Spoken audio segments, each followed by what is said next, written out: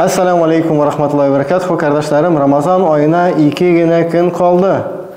Biz bugün sizin bilen inşallah şunday hadis okuruz ki, ul bizning Ramazanның urazasından lezzetini tağın da kübürek alırga üretə. Bu sahur turunda bulacak. Sahur turunda Peygamberimiz sallallahu aleyhi ve sellem bir hadisinde etken, sahur aşağız uraza vaxtında. Ул безнең белән китап әһелләре ураза арасында аерма булып тора. Ягъни безнең уразабызның билгесе сахур ашау. Bir хадистә Пәйгамбәрбез саллаллаһу алейһи ва саллям әйткән: "Әс-сахуру аклуху баракат." Сахур ашауда бәрәкәт бардыр. "Фәлә тадгуху", сез аны калдырмагыз.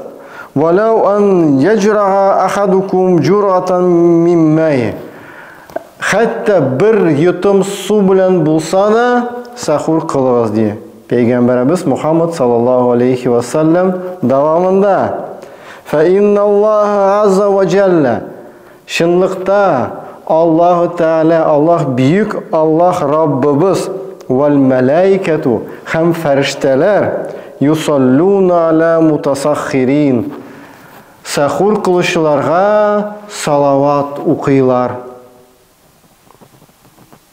Salavat okuylar. Bizge sahur aşağan vakitte Allah özü hem anın ferişteler. Göz aldığına getiririz. Ramazan boyu gün sayın, irte sayın bizning için Allah Teala salavat okuyacak.